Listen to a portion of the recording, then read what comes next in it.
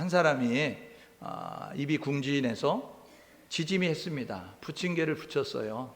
혼자 먹기는 좀 그런 것 같아서 옆집에 그 부침개를 해서 갖다 드렸어요. 옆집에 아주머니가 그것을 받아들고 감격을 하는 거예요. 아우, 뭘 이런 걸 가져오세요. 너무 감사해요. 그렇지 않아도 간식거리가 있었으면 했는데 고맙습니다 하고 먹는 거죠. 그 다음 주에 너무 감사하니까 지짐이를 하면서 또 지짐이를 갖다 줬어요. 부침개를 갖다 주니까 고맙습니다. 지난번에도 먹었는데 또 주시네요. 감사합니다 하고 그렇게 고마워하면서 이제 지짐이를 받았어요. 그 다음 주에 또 붙였어요. 너무 좋아하니까 또 갖다 줘야지. 이렇게 갖다 줬어요. 그랬더니 소리가 별로 크지 않아요. 고맙습니다. 이런 모습으로 그냥 받아드는 거죠. 그 다음 주에 지짐이 했어요. 그래서 갖다 줬어요. 그랬더니요, 뭐라 그러냐면 조금 짜요 이러면서 안 짜게 해주면 좋겠어요 이렇게 이야기하는 거죠. 그 다음 주에 지짐이 한 거예요. 갖다 드렸어요. 그랬더니 맨날 똑같은 거 하세요. 다른 거 하면 안 될까요? 이런 모습으로 다른 이제 그 지짐이를 좀 만들어 달라고 이야기하는 거죠. 그 다음 주에 이렇게 지짐이를 해가지고 가려고 하는데 좀 늦게 갔어요. 그랬더니 그분이 받으시면서 이런 얘기하는 거예요. 하루 늦었네요. 다음부터는 제때 갖다 주세요. 이런 모습을 하는 거죠. 그 다음 주에 이제 그 옆집을 지나가게 됐어요. 그 아주머니가 가는 사람을 부르더니 이렇게 하는 거예요. 내 부침개 언제 줄 거예요? 이런 소리. 여러분, 익숙해지면 내게 아님에도 불구하고 감사가 사라지는 그런 모습을 갖게 되는 거예요. 하나님이 우리에게 정말 우리가 돈을 주고 살 수 없는 것들은 공짜로 주셨거든요. 우리가 햇빛이 있기 때문에 존재하죠. 우리가 비가 있기 때문에 살 수 있는 거예요. 물이 있기 때문에 살 수 있고요. 그래서 우리가 보게 되어지면 하나님께서 우리가 돈을 주고 살 수 없는 것들, 그런 것들은 다 거저 주셨는데 거기에 익숙하다 보니까 감사가 사라지는 그런 모습을 가지고 살 때가 너무나 많은 거죠. 우리가 제주도에 사는 게 얼마나 큰 축복인 줄 아세요? 생각을 바꾸면요, 감사가 넘쳐날 수 있습니다. 이 컵에요, 물이 담겨져 있는데요, 이 컵에 물이 담겨져 있는 것을 보면서 표현을 달리할 수 있어요. 물이 요밖에 없네, 요거밖에 없네, 이렇게 이야기할 수 있어요. 그런가 하면 물이 이만큼이나 있다 라고 이렇게 이야기할 수 있어요. 우리가 제주도에 9시가 넘으면요, 배도 끊기고 비행기도 끊기고 그래가지고 고립된 섬에 있는 거죠. 그렇게 되어지면 어떻게 말할 수 있어요? 우리는 9시가 되면 고립돼. 우리는 오도 가도 못하고 완전히 꽉 갇혀있는 모습을 가자. 이렇게 이야기할 수 있어요. 그런데요, 생각을 바꾸게 되어지면요, 얼마나 좋은지 몰라요. 왜냐하면 9시가 되면 육지에서는 절대로 못 들어온다는 거예요. 밖에서는 절대로 못 들어오니까 너무 감사할 수 있어요. 아니, 우리는 마스크 안 쓰고 살 때가 너무나 많잖아요. 근데 저 육지에 사는 사람들은요, 마스크가 생필품이에요. 지금은 코로나 때문에 쓰지만 코로나가 아니었을 때도 그 사람들은 마스크를 꼭 써야 돼요. 왜냐하면 황사 때문에, 왜냐하면 미세먼지 때문에 그런 모습을 가지고 살아야 되거든요. 근데 우리는요, 이 좋은 공기를 똑같은 세금을 내면서 우리는 마스크 안 써도 사는 그런 지역에서 물을 아무 데서 그냥 이렇게 마셔도 탈 안 나는 그런 좋은 물을 가지고 있는 지역에서 살고 있다는 것이죠. 여러분, 관점을 바꾸면, 생각을 바꾸면 우리가 감사가 넘쳐나는 모습이 될 수 있어요. 일전에 말씀드렸죠. 머리가 없는 사람, 머리털이 좀 이렇게 좀 부족한 사람, 그 사람들을 보면서 나는 왜 머리털이 없는 거야? 왜 이렇게 머리털이 많이 빠져가지고 난 너무 불편해, 너무 힘들어, 이렇게 이야기할 수 있어요. 그렇죠. 사실이잖아요. 남들은 숱도 많은데 숱이 없고 머리털도 많은데 머리털도 빠지고 그래가지고 이제 불평할 수밖에 없습니다. 그런데요, 생각을 바꾸면 감사의 제목이 넘쳐납니다. 왜 그런지 아세요? 아니, 머리털이 많으면요, 머리가 길면요, 그 머리를 감는데 물이 얼마나 많이 드는지 아세요? 여러분, 그 샴푸라든지 그 린스가 얼마나 많이 드는지 아세요? 그런데 머리털이 없는 사람은 적게밖에 안 들어요. 머리털 없는 사람은요, 그 지역 모여있는 사람들을 환하게 만드는 그런 모습을 가질 수 있어요. 그 사람이 가면 빛이 조금만 비춰도 환한, 주변을 환히 밝히는 그런 모습을 가질 수 있어요. 그것뿐인지 아세요? 우리가 믿는 하나님은요, 우리의 머리털을 세신바 된다고요. 얼마나 힘드시겠어요? 우리의 머리털을 다 세시려고 하는데 그 머리털이 많은 걸 세려고 하면 얼마나 힘들겠어요. 그런데 나라도 짐을 덜어드려야지. 나라도 머리털 없으면 머릿속을 새는 하시는 하나님께서 수고가 덜어지니까 감사할 수 있지 않겠어요? 그러니까 여러분들이 무엇을 보느냐에 따라 다를 수 있다는 거예요. 우리 모두는요, 음과 양이 있어요. 그렇잖아요? 밝음과 어둠이 있다고요. 좋은 면과 나쁜 면이 공존하고 있는 거예요. 어디를 보느냐에 따라서 우리가 달라질 수 있어요.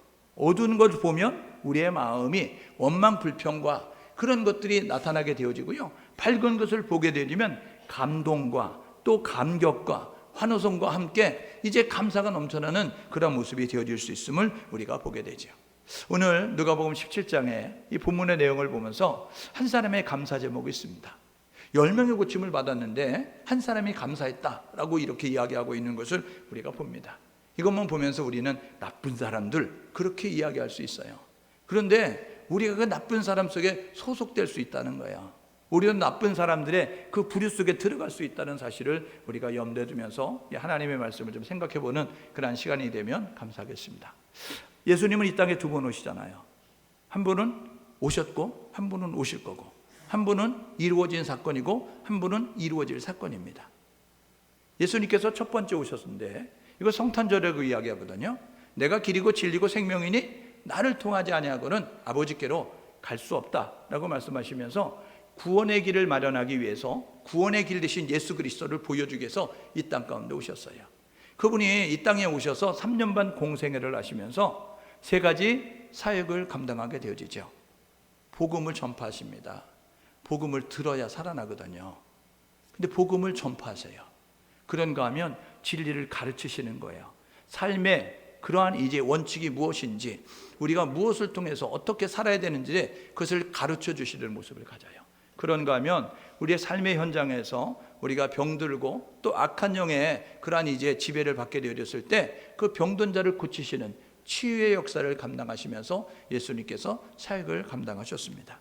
그래서 예수님이 하셨던 사역을 보게 되면요, 이 요단 서편의 땅, 이 하나님의 약속하신 이 젖과 꿀이 흐르는 가나안 땅, 이 땅의 그 북쪽이 갈릴리 호수 주변을 해서 갈릴리 지역, 그 다음에 중간에 사마리아 이 중심으로 해서 수가성 그 옆으로 해서 이 이제 중부지방의 사마리아 지역, 그리고 이 남부지방의 베들레헴과 예루살렘 중심으로 한 이 유다 지역, 그리고 요단 동편의 베레아와 데가볼리와 이두레라고 하는 그러한 지역을 왔다 갔다 하시면서 예수님께서 사역을 감당하시게 되어졌어요.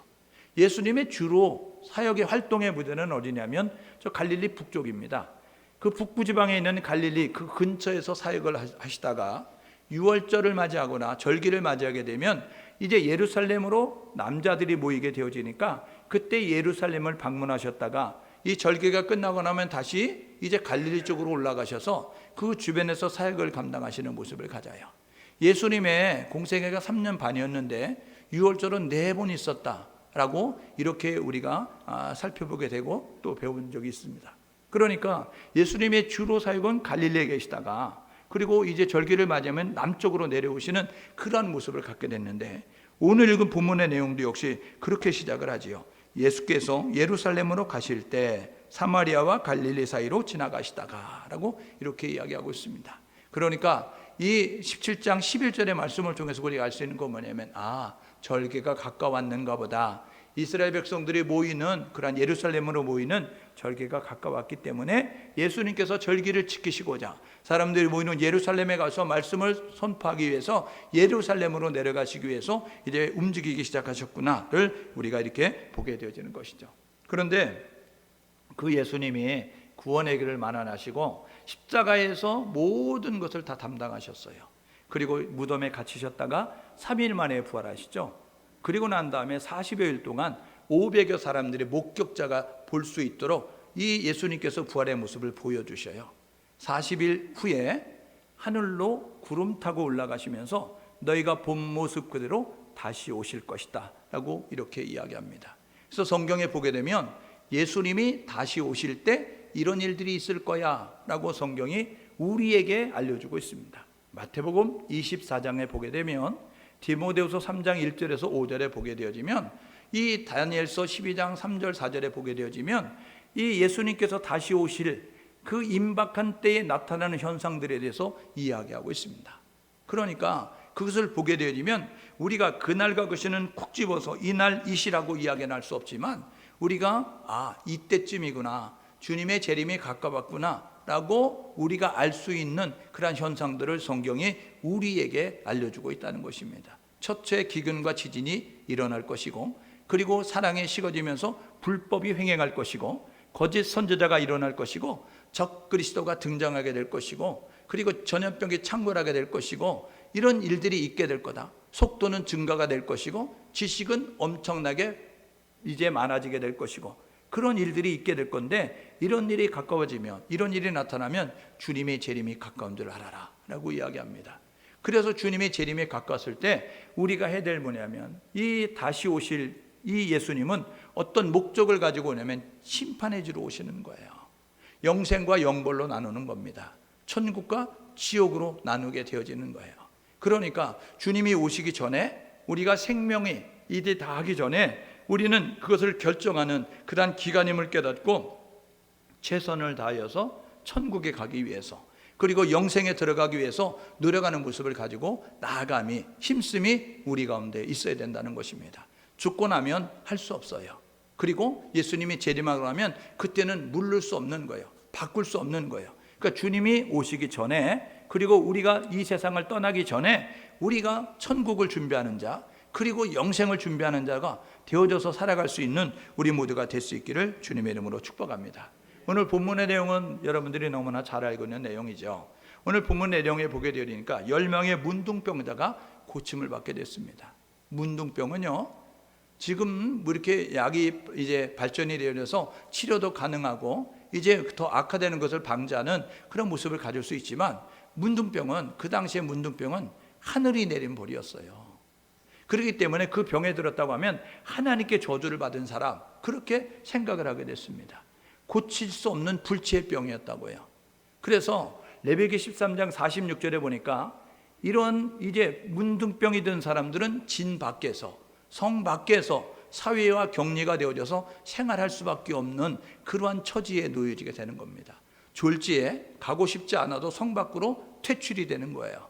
그리고 격리가 되는 거예요. 그 성 안에 들어갈 수는 없어요. 사람들을 만날 수 없는 거예요. 그렇기 때문에 외로움과 괴로움 가운데 있고, 그리고 살이 썩어져 가면서 고름이 나고 그러면서 떨어져 나가면서 고통 가운데 있는 모습을 갖게 됩니다. 이 10명의 문둥병자는 그들의 소원이 있는데, 그것은 뭐냐면 치유받는 거예요. 그들의 소원이 있는데 그건 뭐냐면 가족의 품으로 돌아가는 거예요. 다시 사회의 구성원이 돼서 내가 가지고 있는 재능을 가지고 사회 공동체 속에서 함께 어우러져 살면서 내 재능을 발휘하면서 내 역량을 발휘하면서 나의 꿈을 이뤄가면서 그러면서 살게 되는 그런 이제 나를 기대하고 있게 되어지지만, 그런데 방법이 없는 것이죠. 오늘 본문의 내용을 보게 되어지니까 이 10명의 문둥병자가 치유를 받게 됐어요. 사람이 할 수 없는 것, 세상이 할 수 없는 것, 그런데 그들이 고침을 받게 되었습니다. 근데 반응이 달리 나타나는 거죠. 예수님께서 이렇게 이야기하는 거예요. 야, 9명 어디 갔냐? 이렇게 이야기하고 있는 거예요. 9명 어디 갔니? 이것을 통해서 알 수 있는 건 뭐냐면, 감사는 한 사람만 했구나 라고 우리가 알 수 있게 되어지는 것입니다. 못 고칠 병을 고쳐줬어요. 외로움 가운데 격리되고 이 공동체 속에 들어갈 수 없는데 그 속에 들어가서 생활할 수 있고, 그리운 가족들을 만날 수 있고, 자신이 하고 싶은 그런 일들을 행할 수 있는 그런 환경과 여건이 조성이 되면 얼마나 감사한 거예요. 그러면 해야 될 일은 뭐냐면 감사해야 되는데 그렇지 않았던 모양이에요. 오늘 예수님께서 그 아버 어디 갔니? 라고 이야기하면서 감사하지 않았던 그 사람들을 찾고 있는 것을 우리가 보게 되는 것이죠. 예수님께 온 사람, 그 한 사람은요, 어떤 사람이냐면 오늘 본문 16절에 보게 되니까 그렇게 이야기합니다. 사마리아 사람이다. 사마리아 사람은요, 예수님께서 그 다음에 이렇게 말씀하십니다. 이 이방인 외에는 이야기하는 거예요. 사마리아 사람은 이방인 취급을 받았습니다. 이방인이 아니었는데 이방인 취급을 받는 거예요.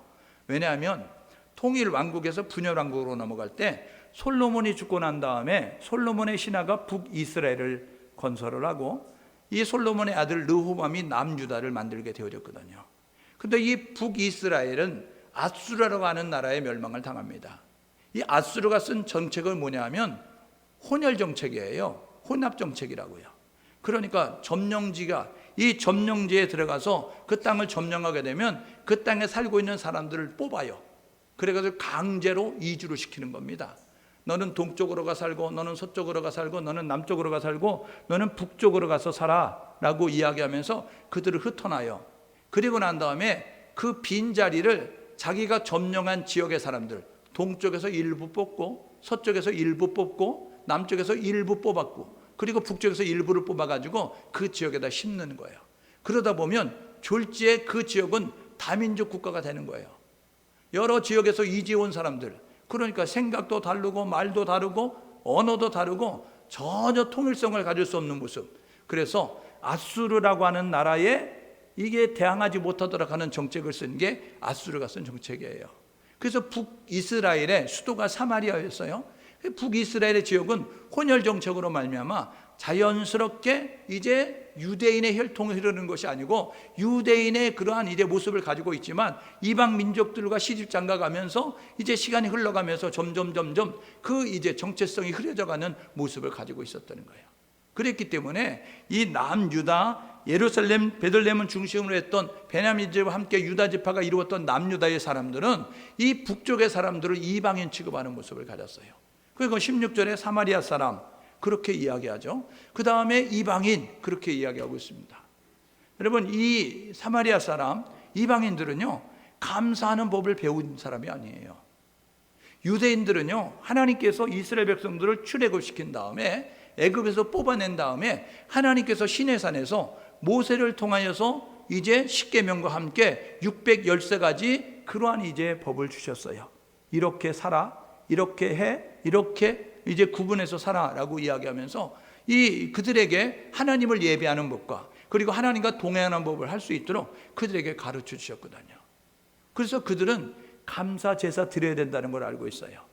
하나님이 이스라엘 백성들에 명령한 것이 있는데 1년에 너희들은 3차례씩 내게 나와서 감사해야 돼 라고 이야기했어요. 그래서 6월절 절기를 맞이하면, 맥추절 절기를 맞이하면, 그리고 장막절 절기, 초막절 절기를 맞이하면 그들은 하나님 앞에 나와야 되는 거예요. 하나님의 은혜에 감사한 모습 가지고 하나님을 찬양하고 하나님 앞에 감사하는 모습을 가져야 돼요. 그러니까 유대인들은요 감사의 제사를 배웠고 그리고 율법을 통해서 감사해야 한다는 법을 배운 사람들이었거든요. 이방인들은요 감사하는 법을 배우지 못했어요. 그러면 그 은혜를 입었다고 하면, 감사할 제목이 있다고 한다면 어떻게 될까요? 그것은요 당연히 감사하는 거죠. 그래도 예수님께서 이렇게 말씀하시는 거예요. 그 한 사람은 사마리아 사람이야. 이 이방인 외에는 감사로운 사람이 없다. 아합은 어디 갔냐? 라고 이렇게 말씀하고 있는 것을 우리가 보게 되죠. 2020년도 우리가 6월을 주의 은혜 가운데서 잘 지냈습니다. 2020년도 시작하면서 계획도 세웠죠. 여러 가지 준비도 했었어요. 그런데 우리가 원치 않는 코로나19가 이렇게 이제 시작이 되면서 확산이 되면서 우리의 계획들은 엉망진창이 되고 말았습니다. 그런 가운데서도 하나님이 보호하시고 인도하셔서 지금까지 지내왔어요.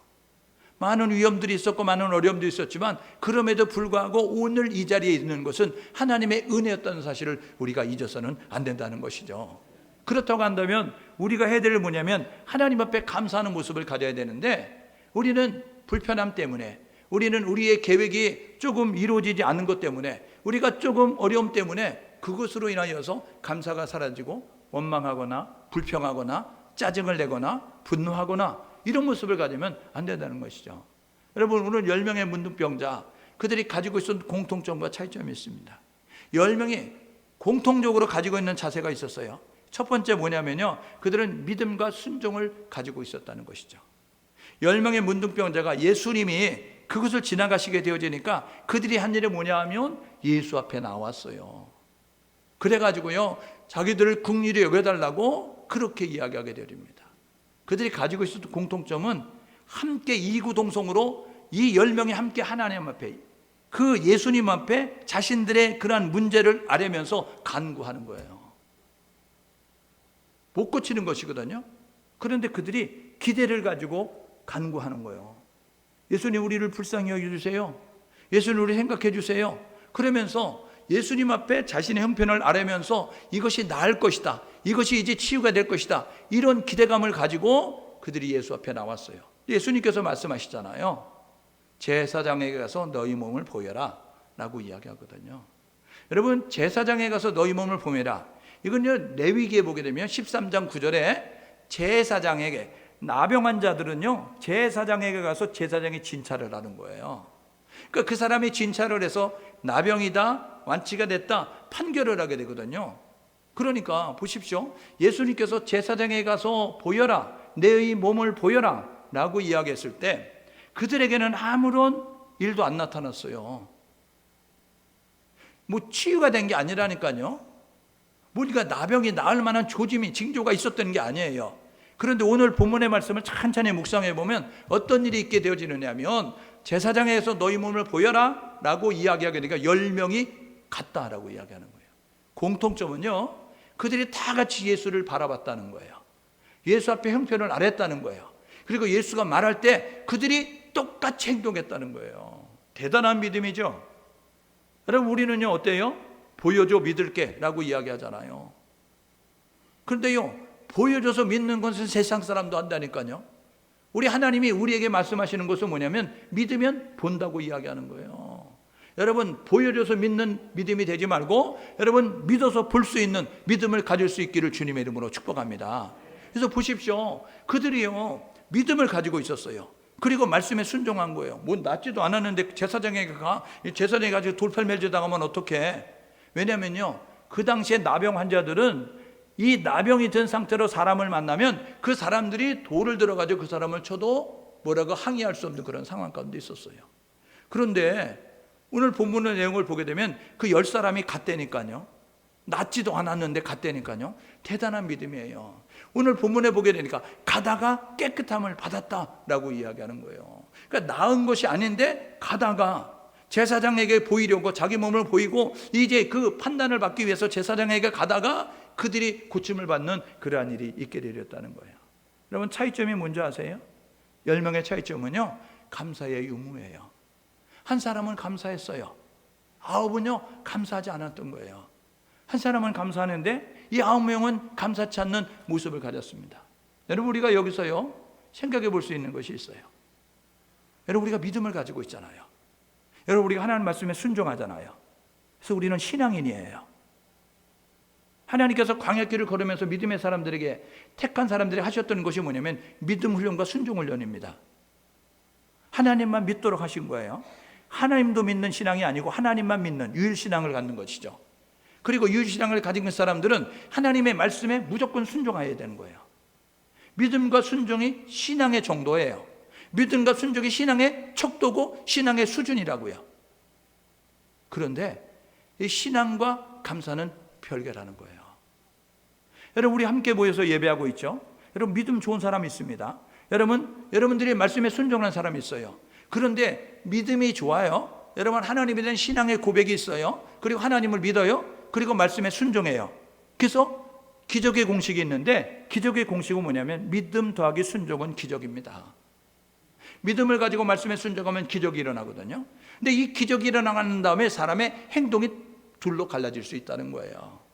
어떤 것이냐면 이 기적을 경험하고 난 다음에 그 기적에 대해서 감격하고 하나님께 찬양을 드리고 영광을 돌리고 그리고 하나님 앞에 감사하는 사람이 있는가 하면 이제 기적이 당연시 여겨지는 거예요. 그래가지고 감사가 사라지고 우연히 됐지, 내가 힘써서 됐지, 내가 예수를 찾아가서 됐지, 이런 모습 가지고 당연시하면서 감사치 못하는 모습을 가지고 있습니다. 오늘 예배한 우리 모두 여러분들이 지금 기적 속에 사는 거예요. 그러므로 저와 여러분 모두는 하나님 앞에 감사의 고백을 드릴 줄 아는 우리 모두가 될 수 있기를 주님의 이름으로 축복합니다. 여러분, 감사한 사람의 태도를 보십시오. 그는요 하나님 앞에 영광을 돌려요. 이게 무엇을 의미합니까? 그것은요 깨닫는 순간 그 자리에서 감사의 고백을 드렸다는 거예요. 하나님 앞에 찬송을 드렸다는 것입니다. 여러분, 감사를 미루지 말고 여러분이 깨달아지는 순간 그 자리가 어딘지 간에 그 자리에서 하나님을 기억하고 하나님을 높이고 하나님을 찬양하는 우리 모두가 될 수 있기를 주님의 이름으로 축복합니다. 하나님이 우리에게 원하시는 것은요 하나님을 찬양하기를 원하는 거예요. 하나님을 고백하기를 원하는 거예요. 하나님 앞에 우리가 이제 찬송을 드리기를 원하는 거죠. 그래서 시편 69편 30절 31절에 시편 기자가 이렇게 이야기합니다. 곧 뿌리 있는 황소를 드리는 것보다 하나님이 기뻐하는 것이 있는데, 그것은 하나님을 노래하고 그리고 하나님은 위대하시다고 고백하는 것을 하나님이 제사 드리는 것보다 더 기뻐하신다고 해요. 하나님을 인정하십시오. 그리고 하나님의 은혜였음을 고백하시면서 하나님이 하셨습니다, 그렇게 간증할 수 있는 우리 모두가 될 수 있기를 주님의 이름으로 축복합니다. 이 한 사람이요, 하나님 앞에 영광을, 그것은 끝나지 않았어요. 오늘 본문의 내용을 보게 되면 그렇게 이야기한다고요. 오늘 본문의 내용을 보십시오. 15절 하반절에 보니까 하나님 앞에 영광을 돌리며, 하나님 감사해요, 고쳐주셨네요, 하나님 사랑합니다, 하나님 정말 위대하셔요, 이렇게만 하고 끝난 게 아니에요. 오늘 본문에 보게 되니까 15절 하반절에 돌아와 라고 이야기하고 있는 거예요. 여러분, 이 한 사람이 누구에게 왔느냐면 나에게 하나님의 은혜를 입도록 만들어준 예수 앞에 돌아왔다는 거예요. 예수를 찾아와서 감사했다는 거예요. 그 자리에서 하나님 앞에 고백을 드리는 것으로 멈추지 아니하고 끝나지 아니하고 예수를 찾아와서 예수의 발 앞에 엎드려서 감사의 고백을 드리는 그런 모습을 가지고 있었음을 우리가 보게 되는 것이죠. 오늘 저와 여러분 모두가 해야 될 뭐냐면 하나님의 은혜에 감사의 고백을 드리는 것뿐만 아니라 우리를 위해서 십자가에 진 예수 그리스도를 사랑합니다라고 고백할 수 있는 데가 되시고, 우리 안에 계신 성령님의 인도하심으로 험한 세상을 이길 수 있음을 여러분들이 기억하면서 그 삼위일체 하나님 앞에 감사의 고백을 드리는 우리 모두 될 수 있기를 주님의 이름으로 축복합니다. 그러면 이 감사한 사람이 무엇을 감사했을까? 이 감사한 사람은요, 12절에 보니까 이것을 감사했어요. 감사의 내용이 있다니까요. 감사한 제목이 있다고요. 무엇을 감사했을까? 12절에 보게 되니까 만남에 대한 감사가 있는 거예요. 문둥병자는 만날 수 없는 사람이에요. 문둥병자는 사람을 만나서는 안 돼요. 사람들이 저쪽에서 못 보고 내 쪽으로 온다, 그러면 입을 가리고 외쳐야 되는 거예요. 나는 문둥병 들었어요, 저에게 가까이 오면 안 돼요 라고 스스로 고백을 해야 되는 거예요. 그런데요, 예수님이 만나주셨다니까요. 사람들은요, 문둥병 걸렸어요, 내가 문둥병자이면 다 혼비백산으로 도망가게 되어지는데 예수님이 만나주셨다니까요. 여러분, 돌팔매질 항하지 아니하고 에이 재수없어 하고 돌 던지지 아니하고 예수님께서 이 문둥병이 걸린 사람을 만나주셨다고요. 만남이 중요합니다. 오늘 예배하는 우리 모두는 만남의 축복을 경험할 수 있는 성도들이 될 수 있기를 주님의 이름으로 축복합니다. 여러분, 우리가요, 건강한 신앙을 가질 수 있음에 감사해야 돼요. 예? 여러분, 구원파라든지, 여러분 또 우리가 신천지라든지, 여러분 하나님의 교회라든지, 우리 건강한 교단에서, 건강한 교회에서 이단으로 정죄한, 여러분 그것에 우리가 먼저 접했다고 한다면 우리가 분별이 안 되면서 그것을 쫓아갈 사람들이 너무나 많았을 거예요. 그런데 먼저 우리에게 건강한 그 예수 그리스도를, 진리 되신 예수 그리스도를 만날 수 있도록 그렇게 좋은 교회를 만나고 좋은 신앙생활을 할 수 있는 그런 만남의 축복을 하나님 앞에 감사의 고백을 드릴 줄 아는 우리 모두가 될 수 있기를 주님의 이름으로 축복합니다. 만남에 따라서요, 죽고 사는 게 결정이 되는 겁니다. 잘못 만나면 죽어요. 근데 잘 만나면 살게 되는 역사가 있게 되는 것이죠. 이 10명의 문둥병자는요, 육신의 질병을 고침받게 됐습니다. 사는 역사가 있게 되거든요. 왜 그러냐면 예수를 만났기 때문에 그런 것입니다. 오늘 예배하는 우리 모두, 우리 하나님이 우리를 사랑하셔서 예수 그리스도를 보내주셨고, 그 예수 그리스도로 말미암아 우리가 하나님의 자녀가 된 그 만남의 축복을 하나님 앞에 감사의 고백을 드리고, 그리고 나를 찾아오셔서 거절하지 아니하시고 만나신 예수님, 그리고 세상 끝날까지 내 안에 내주에 계시면서 나를 하나님의 뜻을 따라 살 수 있도록 인도하시는 성령 하나님을 기억하면서 감사의 고백 드릴 수 있기를 주님의 이름으로 축복합니다. 만남이 중요해요. 그래서 이 사람은 예수를 만나서 감사합니다, 예수님 나를 만나주셔서 감사합니다 하고 감사의 제목을 드리는 거죠. 두 번째요, 오늘 13절에 있습니다. 긍휼히 여겨주심에 대한 감사예요. 우리를 긍휼히 여겨주십시오 이야기했습니다. 어느 누구도 긍휼히 여기지 않아요. 문둥병 들었어요, 나는 문둥병자요, 그 소리를 하는 순간 사람들은 혼비백산에서 다 도망가는 거예요. 그리고 가까이 오지 말라고 돌을 던져가지고 사람을 그렇게 이제 괴롭히는 모습을 갖게 되는 거예요. 사람이 그리운데 먼 발치를 서서 먼 거리에서라도 사람을 보고 싶고 대화를 나누고 싶은데 뭐 전염이 안 될 텐데도 불구하고 내가 문둥병 걸렸어요 이야기하면 다 도망가고 돌팔매질하는 그런 모습을 갖게 되어지는데, 예수님 우리 불쌍히 여겨주십시오 그렇게 이야기하게 되어지니까요, 예수님께서요 그들을 불쌍히 여기시는 거예요. 세상은요 약육 강식에 그런 법칙이 존재합니다. 강자에게 굴복하고요 약자에게 군림하려고 하는 그런 못된 습성들이 있어요. 그러니까 사람들은요 가면을 쓰고 힘이 있는 것처럼 위장하고 포장하고 가장하고 살아가는 거예요. 왜요? 힘이 있어야 대접을 받기 때문에, 힘이 있어야 인정을 받기 때문에, 힘이 있어야 이제 칭찬을 듣기 때문에 힘이 있는 것처럼 보여지기 위해서 그렇게 노력을 하게 되린다고요. 그런데 예수님은요 이 약자에 관심을 갖는 거예요. 이 예수님은요 이 병자의 사랑의 표현의 그런 모습을 가지고 있음을 보게 되는 것이죠. 문둥병자 말하는 소리 들어주는 거예요. 사람들은요 문둥병이에요 하는 순간 소리도 안 듣고 그들이 외치는 소리도 안 듣고 그냥 도망가기 바쁜데, 그런데 예수님은 들었어요. 그래서 이야기하잖아요. 뭐라 그래요? 제사장에 가서 너희 몸을 보여라. 왜요? 레위기 13장에 보니까요 이 문둥병자들은 제사장에게 가서 판단을 받아야 돼요. 진찰을 받아야 되거든요. 그러니까 문둥병입니다 라고 이야기하는 순간 예수님께서 얘들아 제사장에 가서 너희 몸을 보여 라고 이렇게 이야기하는 거예요. 긍휼히 여기면서 불쌍히 여기면서 공동체에서 떨어져 나와서 많이 외로울 텐데 자신들의 역량을 발휘하지 못하고 삶을 이어가지 못하는 그 사람들을 보면서 불쌍히 여기는 마음을 가지고, 이 예수님 했었던 것을 뭐냐면, 저들이 공동체에 들어가면 좋겠다, 저들이 역량을 발휘하고 사회의 일원으로서 기여하면서 꿈을 이뤄가면서 사는 사람이 되면 좋겠다 하는 모습 가지고 그들에게 치유의 역사를 베풀기 위해서 야 제사장에서 너희 몸을 보여 라고 말씀하게 되었다는 거예요. 그래서 이 사람은 나를 긍휼히 여겨주신 예수님 그 앞에 돌아와서 만나주셔서 감사하고 나의 소리를 들어주셔서 감사하고 불쌍히 여기셔서 감사하다고 이렇게 감사의 제목을 가지고 예수님 앞에 나온 거죠. 세 번째로요, 이 사람이 감사 제목은 14절에 있습니다. 14절에 보게 되니까요 치료에 대한 감사예요. 불치병이거든요. 그 병으로 앓다가 죽는 거예요.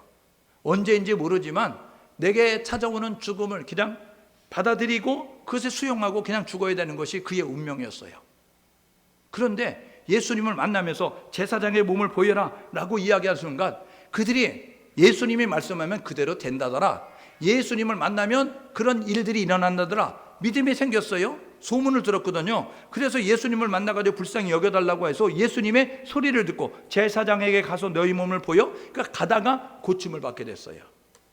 이 9명은요 너무 신났을 거예요. 저부터라도 그랬을 것 같아요. 왜냐하면 해결이 안 되는데, 여러분 이 치료가 안 되는데 치료가 되어지고 해결이 됐다고 한다면 너무 신나지 않겠어요? 급한 마음에 가족에게 뛰어갈 수 있었을 거예요. 의심쩍어서 조금 더 기다려 봐야지, 이게 우연일 수도 있어, 그러니까 일주일 정도 지나가지고 진짜인지 확인해 봐야지, 이런 모습 가질 수 있죠. 그러면서 그런 마음이 들었을 수도 있을 거예요. 어떤 마음이냐면, 예수가 내게 해준 게 뭐야? 말밖에 안 했잖아. 약을 발라준 것도 아니고 뭐 기도를 해준 것도 아니고 제사장에 가서 보여. 야 그거 아무도 할 수 있는 일인데 야 그 말 했다고 이게 병이 나? 에이 아니야, 날 때가 돼서 난 거야, 우연히 난 거야, 이런 모습 가질 수 있겠죠. 그러니까 이 9명은요 저마다 그 병이 고침을 받는 것에 대하여서 변명하고 정당화하고 합리화하면서 감사의 그러한 이제 고백이 사라지는 모습을 가졌어요. 그런데 이 한 사람은 다른 거죠. 그분이 말씀하셔서 낫다, 그분이 나에게 관심을 갖고 그분이 나에게 말씀해 주셔서 그분의 말씀으로 말미암아 우리가 믿음으로 반응하고 행동했더니 이렇게 치유가 됐구나, 그분이 하셨구나 라고 이야기하면서 그분에게 돌아와서 그래서 감사하는 모습을 가졌습니다. 오늘 여러분들이 누리고 있는 것이 무엇입니까? 오늘 여러분들이 받은 복이 무엇입니까? 여러분들이 2020년도 1월 1일부터 이제 오늘 7월 5일인데 지금까지 여러분들이 하나님 앞에 받은 것이 무엇입니까? 여러분, 여러분들이 지금까지 받은 것 당연시하지 말고, 하나님이 나를 사랑하셔서 하나님이 나를 보호해 주셨고, 하나님이 나를 인도해 주셨고, 하나님이 나를 지켜주셨고, 하나님이 나에게 내려주셨다는 사실을 기억하시면서 감사의 고백을 드리는 우리 모두 될 수 있기를 주님의 이름으로 축복합니다. 하나님의 소원은 감사하는 거예요. 데살로니가서 5장 16절 18절에 보니까 그리스도 예수 안에서 우리를 향한 하나님의 뜻, 쉬지 말고 기도하는 것도 하나님의 뜻이에요. 그러나요 항상 기뻐하랍니다. 범사에 감사합니다. 여러분, 항상, 늘, 언제나, 범사, 늘, 언제나, 항상이에요. 그러니까 기쁜 일이 있어 기뻐하는 것이 아니고, 여러분 감사할 제목이 있어 감사하는 것이 아니라 하나님이 명령하셨음에 하나님이 우리에게 원하시는 것이기에 우리는 항상 기뻐하고 범사에 감사할 수 있는 우리 모두가 될 수 있기를 주님의 이름으로 축복합니다. 여러분, 사단은요 우리로 하여금 원망, 불평, 그리고 교만하게 만드는 거예요. 그래서 지난번에 말씀드렸죠, 원불교 교인 되면 안 된다고. 예? 원불교 교인은 원망하는 교인, 불평하는 교인, 여러분 교만한 교인이에요.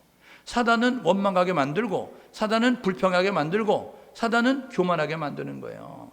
여러분, 잠언 16장 18절에 보니까 하나님은 교만한 자에게 은혜를 베푸시는데 교만은 패하고 망하는 길의 지름길이라는 거예요. 교만하는 순간 패하게 되어지고, 교만하는 순간 실패하고, 그리고 여러분들이 패배한다는 사실을 기억하셔서 저와 여러분 모두가 날마다 원망, 불평, 그리고 짜증, 분노, 이런 것들을 멀리하고 감사의 고백을 드리는 우리 모두가 될 수 있기를 주님의 이름으로 축복합니다. 여러분, 감사는요 느끼는 자가 하는 거 아니겠어요? 감사는 깨닫는 자가 하는 거 아니겠어요? 여러분, 정말 감사하다. 아니, 지짐이 얼마나 감사해요. 내가 안 해도 여러분 그렇게 맛있는 지짐이 여러분 왔을 때 처음에 느꼈던 그 감정, 그렇지 않아도 궁진했는데 감사해요. 여러분, 그 감정을 오래 가져가야 되는 거 아니에요? 그런데 그게 너무 잦아지니까, 너무 오래되다 보니까 내 부침개 언제 줄 거예요? 이렇게 이야기하잖아요. 맡겨놓은 것도 아니면서 자기 거라고 이야기하면서 너무 짜다고 이야기하더니 또 다른 걸로 만들어 달라고 이야기하거나, 이런 모습 가지고요 요구하는 그런 모습을 갖게 되는 거잖아요. 여러분, 비교하지 마십시오. 당연시하지 마시고, 그리고 미루지 말고 감사하는 우리 모두가 될 수 있기를 주님의 이름으로 축복합니다.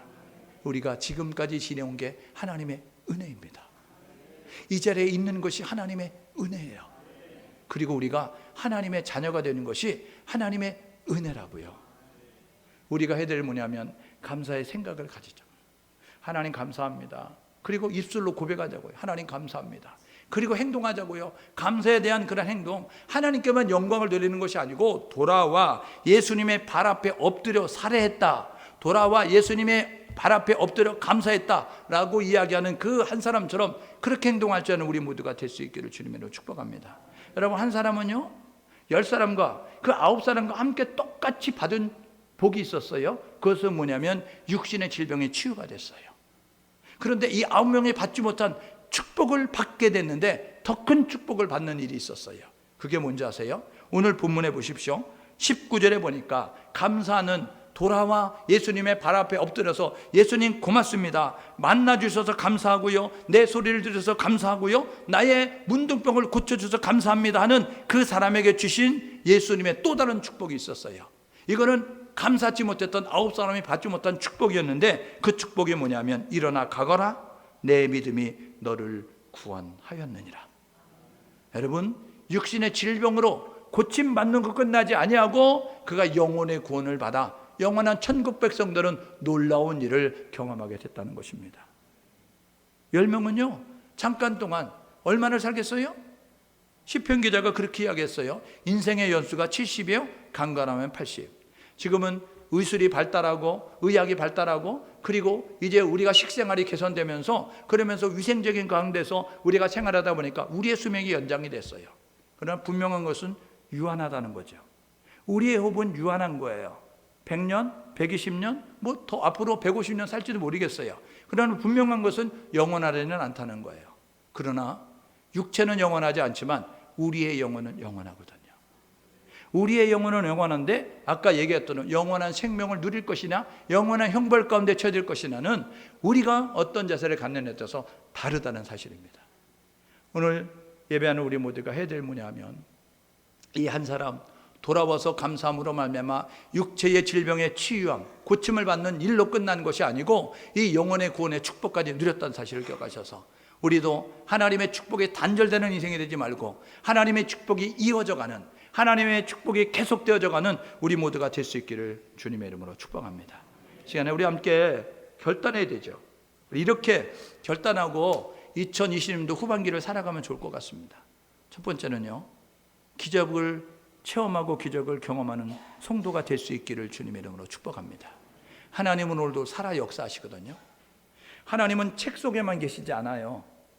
하나님은 이론으로만 지식으로만 남지 아니하고 하나님은 오늘도 우리가 삶의 현장에 오셔서 일하실 수 있는 하나님입니다.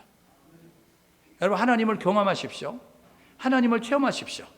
이론으로 지식으로 알아가지 말고 살아계신 하나님, 전능하신 하나님, 위대하신 하나님이 여러분의 삶의 현장에 오셔서 여러분의 문제를 뚫고 여러분의 부족을 채우고 여러분의 문제를 해결하고 여러분의 질병을 고치면서 하나님의 위대하심, 전능하심, 살아계심을 경험할 수 있는 우리 모두 될 수 있기를 주님의 이름으로 축복합니다. 기적은 믿음을 가질 때, 기적은 믿음을 가지고 순종할 때 일어난다는 사실을 기억하셔서 믿음과 순종을 통해서 기적을 체험하는 그러한 사람들이 될 수 있기를 주님의 이름으로 축복합니다. 두 번째로 우리 후반기에는 이렇게 사시면 좋겠습니다. 기적에 반응하는 성도가 되면 좋겠습니다. 기적을 경험했는데 기적을 당연시하고 기적을 경험했는데 기적에 대해서 반응하지 아니하고 우리가 그냥 뭉쓰고 있는 사람이 되지 말고 이 한 사람 있는 자리에서 하나님이 하셨습니다. 하나님을 고백하고 찬송하고 영광을 돌렸던 것처럼 저와 여러분 모두가 매일같이 하나님 위대하십니다. 하나님 전능하십니다. 하나님 살아계십니다. 노래할 줄 아는 고백할 줄 아는 우리 모두가 될 수 있기를 주님의 이름으로 축복합니다. 그리고 우리가 하나님 앞에 예수 그리스도께 이런 은혜를 베풀어 주셔서 우리가 하나님 앞에 나아갈 수 있는 길을 열어주셨고 그리고 예수의 이름으로 하나님이 우리를 받아주심에 이 하나님께서 베푸신 은혜만 기억하는 것이 아니고 예수님이 우리를 하셨던 일을 기억하면서 예수에 대한 고백도 인색하지 않고 드릴 수 있는 우리 모두 될 수 있기를 주님의 이름으로 축복합니다. 세 번째로 또 다른 축복을 이어가는 삶을 살아가는 우리 모두가 되자고요. 간증의 주인공이 되어야 되는 거예요. 오늘도 살아계신 하나님을 경험해야 오늘도 하나님이 살아계시다고 말할 수 있는 모습을 갖는데 그런데 이 축복이 단절된 사람 그리고 하나님의 역사와 기적을 경험하지 못하는 삶이 되는 사람은 옛날 이야기를 하게 되는 겁니다. 옛날에 내가 30년 전에 기도원에서 기도할 때 하나님이 만나 주셨어. 여러분 그거 중요하죠. 그런데 그 하나님은 30년 동안 살아 역사하셨다니까요. 그러면 30년 전에 만난 그 하나님은 오늘 여러분 가운데 역사하지 않습니까? 오늘도 동일하게 역사하고 있어요. 그러면 그 하나님을 만나서 오늘 삶의 현장에서 하나님이 이렇게 역사하셨어요 말할 수 있는 우리 모두가 되어야 되는데요. 여러분 왕년에 소시적에 옛날에 이런 이야기하는 성도가 되지 말고 오늘 삶의 현장에서 어저께 하나님이 이렇게 역사하셨어요. 나와 함께 하신 하나님은 살아계시다고요. 나와 함께 하신 하나님은 위대하시다고요. 나와 함께 하신 하나님은 전능하시다고요. 이렇게 고백할 수 있는 우리 모두가 될 수 있기를 주님의 이름으로 축복합니다. 여러분 간증의 고백이 넘쳐나면 하나님을 인정하고 고백하게 되면 또 다른 축복을 누리게 되어진다고요. 문제, 육신의 삶의 그러한 이제 문제 가운데 여러분들이 부족한 가운데서 여러분의 그 당면하는 그런 난제 가운데서 벗어나게도 하시고 이제 헤쳐나가게도 하시고 극복하게 하시고도 꿈도 이루어지게 하시고 여러분들의 문제도 해결되게 하시고 그런 일도 하게 되어주지만요 우리의 영혼이 윤택해지면서 우리의 믿음이 커져가면서 우리의 영혼의 축복을 누리는 그런 모습을 가지고 살아갈 수 있어요. 여러분 저와 여러분 모두가 이 육신의 평안함도 있어야 되지만 이 영혼의 평안함도 영혼의 부유함도 누릴 수 있는 그런 축복을 누리며 살아갈 수 있는 우리 모두 될 수 있기를 주님의 이름으로 축복합니다. 저는 우리 함께 찬양을 부르고 기도하기 원하는데요 우리 가사가 너무 좋아요. 옛날 찬송이지만요 날 구원하신 주 감사. 여러분 어디를 보느냐에 따라 달라요. 밝은 면을 보면 감사하지만 어두운 면을 보면 원망 불평할 수밖에 없거든요. 우리 가사를 생각하면서 날 구원하신 주 감사 우리 찬양 드리고 기도하겠습니다.